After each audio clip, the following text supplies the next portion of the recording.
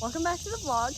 Today I'm doing a sit-down video. So we're gonna talk about social media. Also, I really hope the cicadas aren't too loud that you can't hear us. So in the month of August, we decided to delete social media after we came back from camp. Starting on August 1st, we deleted it, and today is August 26th. So we still have one more week of our detox. Yeah, by social media, we mean Instagram and Snapchat. At the end of last year, for my conclusive research paper for school, I did a ton of research on the effects of social media on youth. I used sources like the CDC and the American Addiction Center, and I wrote a whole advocacy speech on how social media is horrible for our youth. That's the reason why I decided to quit social media this month, because I was ready to enjoy the last month of summer. Social media in my life is a big distraction. And I just wanted to take that time to really dive deeper into what we learned from camp and my relationship with Jesus. One of my friends at work also was doing a social media detox, and they explained to me how social media got in the way of his faith life and encouraged me to delete it for a month. Around the same time Rachel did her speech, I found this website online. It's pretty much just a quiz about if you're addicted to social media or not. My answers were not surprising. I feel like my answers represented a lot of the youth today. The results are the results of a social media addiction. 5 to 10% of Americans meet the criteria for social media addiction. So starting around age 10, children's brains shift towards wanting to seek peers' affirmations and social rewards. And then at the same time, we give the youth social media. The United States Addiction Center says that notifications that come from social media, like likes on a post or something, spurs a dopamine fluctuation in your brain. So every time you get that notification on your phone, your brain releases dopamine. You get excited about the notification, you want to check the notification. We've all had that time where our phone rings, we have the urge to check our phone. And this dopamine release in your brain is the same hormone that causes addiction to other things. Now we're going to talk about some things that were hard for us and some things that we really benefited from. So it's been almost a full month. We still have one more week. So I think that's going to be a factor in things that have been hard.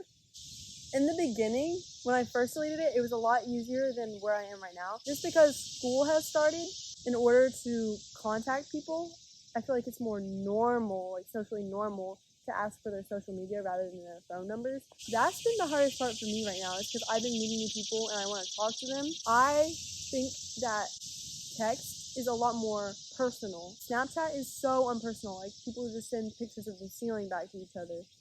I don't know, there's been times when I want to reference something on my Snapchat memories and I want to show someone a picture and I just don't have it. I'm kind of the opposite. So my difficult moments were mostly in the beginning. The first week was really hard because I really wanted to post stuff. I love posting things on my story.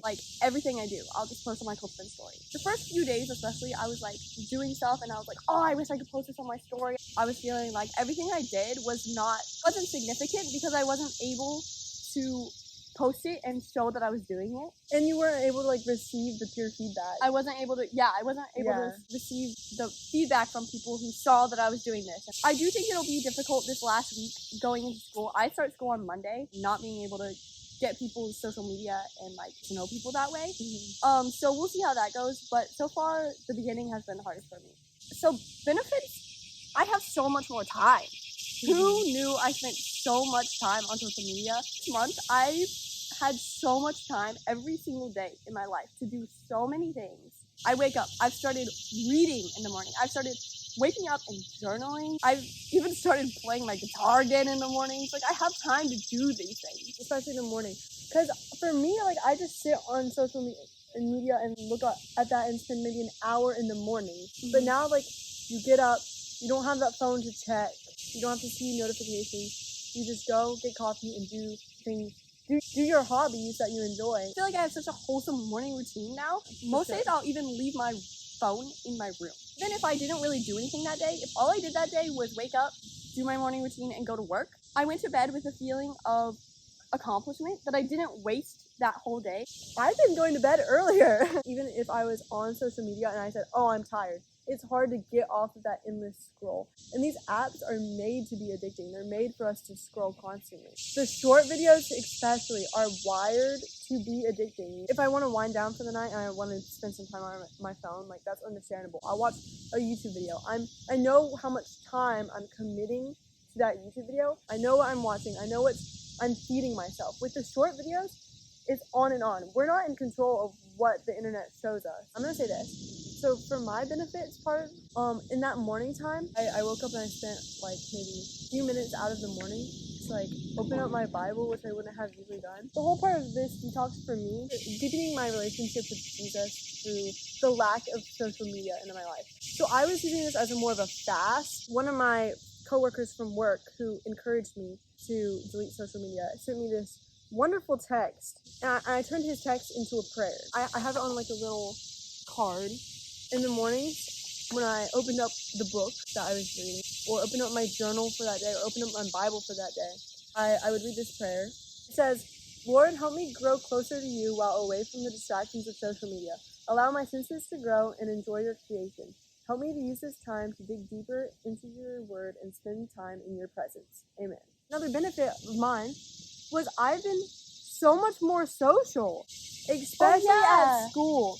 I noticed at work especially, I was like talking to people during my breaks. Usually I would just go in the break room and scroll on my phone. Tips and takeaways. I really encourage a social media detox, even if it's just for a month or for like maybe 2 weeks. So it'll be hard, and I encourage you to just take a week and see what the Lord does in your life away from social media.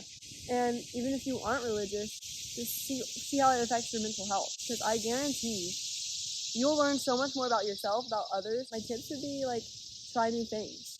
You'll never know what kind of hobbies you have, what talents you have until you step away from our distractions. You might find out something that you really love and enjoy. This month away was so fulfilling. Social media doesn't really add that much to my life. I would suggest more than a week, because 1 week away from it is just the difficult part. That's the difficult part at first. It's an addiction, so that's when you're craving it back. You want it back. After the 1 week period, you can actually learn. Yeah. In your teenage years, it's your most important time to discover things about yourself and to try new things. I think we need to stop spending all of our time, 4 hours, 5 hours, 6 hours a day on social media, and use that time to try new things and to live our life, because there's never going to be a time that you're this age again. So just think of the time that you're wasting. There's so much more to life, that we're called to so much greater than just our smartphones. Okay, good. Let's end that there. All right. That was a good ending. Yeah. Okay.